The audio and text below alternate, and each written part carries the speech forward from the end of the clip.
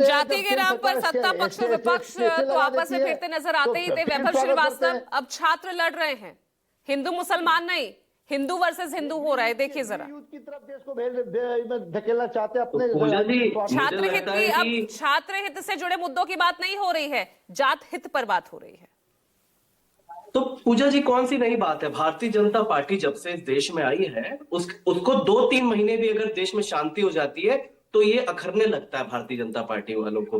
देखिए, मेरा आकलन, मैं अपने आकलन से, और राजीव जी ने जो बात प्रश्न उठाया, मैं वहां से अपनी बात शुरू करूंगा। देखिए, 29 जनवरी को सुप्रीम कोर्ट ने इम्प्लीमेंटेशन को स्टे कर दिया, कह के कि ये वेग है, पोटेंशियली डिविजिव है, बांटने वाला है। ये हम सब जानते हैं कि किस तरह से कोई भी वर्क स्पेस, केवल यूनिवर्सिटी कैंपसेस नहीं, इवन वर्क स्पेस में भी, हर जगह नहीं लेकिन बहुत जगह भेदभाव होता है। चाहे एंजल चकमा हो गए, रोहित मेमला, ऐसे बहुत सैकड़ों एग्जाम्पल्स हैं जहां पर ये सब होती हैं, और इसके खिलाफ एक कानून लाना चाहिए था। लेकिन पहले से भारतीय जनता पार्टी क्लियर थी कि उसका ध्यान चाहे SC ST OBC किसी को भी न्याय पहुंचाना था ही नहीं। वो जानती थी किस तरह से हो हल्ला मचे, और वो जानती थी सुप्रीम कोर्ट इस पे स्टे ले आएगा। अब दूसरा सवाल ये इंपॉर्टेंट है जो कि राजीव जी ने कह के आधा छोड़ दिया, मैं उसको पूरा कर देता हूं। क्या जरूरी थी इस तरह का कानून लाने की? ये लाने की, ये हो हल्ला मचाने की इसलिए जरूरी थी क्योंकि कोई महत्वपूर्ण विषय था जिससे चाहती थी सरकार ध्यान भटके, और वो महत्वपूर्ण विषय दो थे। सुप्रीम कोर्ट पहला जो अदानी जी पे केस चल रहा है यूएस में, और दूसरा है एप्स्टीन फाइल जिसमें नरेंद्र मोदी जी और हरदीप पुरी का नाम है।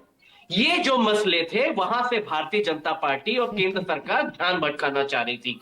अगर उनकी मंशा थी, क्यों ऐसे वे कंटेंट, चाहे वो इक्विटी कमेटी की बात कर ले या डिफरेंट प्रोविजंस जो है इसमें, क्यों वहां पे अस्पष्टता थी? वो अस्पष्टता इसलिए छोड़ी गई थी कि सुप्रीम कोर्ट में स्टे लग जाए, हमको बता दो, हम अपने आप को हितैषी बता दे। अरे आपके भारतीय जनता पार्टी के जो कार्यकर्ता थे, पदधारक थे, वो मध्य प्रदेश में एक आदिवासी के ऊपर पेशाब करते हुए नजर आए थे। सबसे ज्यादा जो दलितों के खिलाफ घटनाएं होती हैं वो मध्य प्रदेश, उत्तर प्रदेश में हो रही है। आपकी अगर मंशा है तो वहां करेक्ट करिए ना। मंशा नहीं है, मंशा ये है कि एप्स्टीन फाइल में नरेंद्र मोदी और हरदीप पुरी का जो नाम है, तो आप विपक्ष को तो एक मुद्दा मिल गया ना, और उसी पर राजनीति चल रही है।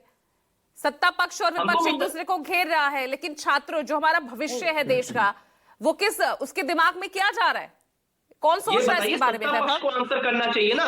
सत्ता पक्ष आंसर करेगा कि सत्ता पक्ष क्यों डिवाइड कर रहा है छात्रों को, क्यों डिवाइजन फैला रहा है पूरे देश में। यह सत्ता पक्ष और नरेंद्र मोदी जी को आंसर। अभी हमारे पीछे बात हो रही थी कि यूजीसी ने अपने आप कानून बना दिया गया। इससे ज्यादा हास्यास्पद बात कुछ नहीं है। यूजीसी में पक्का नहीं हिलता। धर्मेंद्र प्रधान पढ़ा लिखा करो, कुछ सोच के बोला करो। नरेंद्र मोदी जी और धर्मेंद्र प्रधान जी के इंस्ट्रक्शंस थे जिसकी वजह से कानून लाया गया। कौन मानेगा? राह चलता आदमी भी नहीं मानेगा कि यूजीसी इतना बड़ा कानून बिना एजुकेशन मिनिस्टर एक्ट 1956 क्या है? बिना पढ़े लिखे हो तो पहले गूगल करना। एक्ट 1956 क्या है?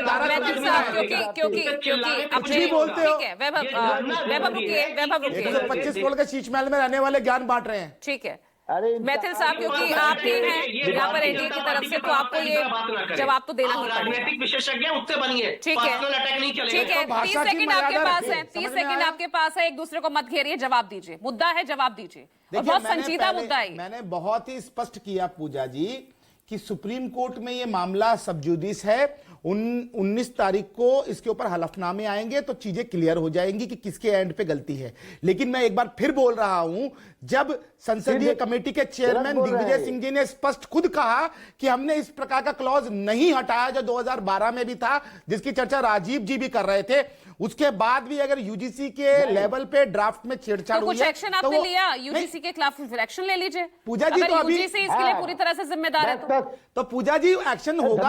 आप देखिए ना, अभी तो मामला सुप्रीम कोर्ट में है, और ये जो फकरुल हसन चांद यहाँ पर ज्ञान दे रहे थे कि मुझे सबने वोट दिया, ये पीडीए का झुंझुना जो बजा के घूमते रहते हो, कौन जात हो, कौन जात हो, कौन जात हो। अब छात्र बट रहे हैं भाई, छात्र बट रहे हैं। इसकी और उसकी आप बातें तो करते रहते हैं कि यहाँ पर उन्होंने ये मुद्दा, इनका पीडीए, तो राजनीति ही तो हो रही है ना इस मुद्दे पर, और यहाँ पर दांव पर लगा है हम छात्रों का, हमारे देश के भविष्य का।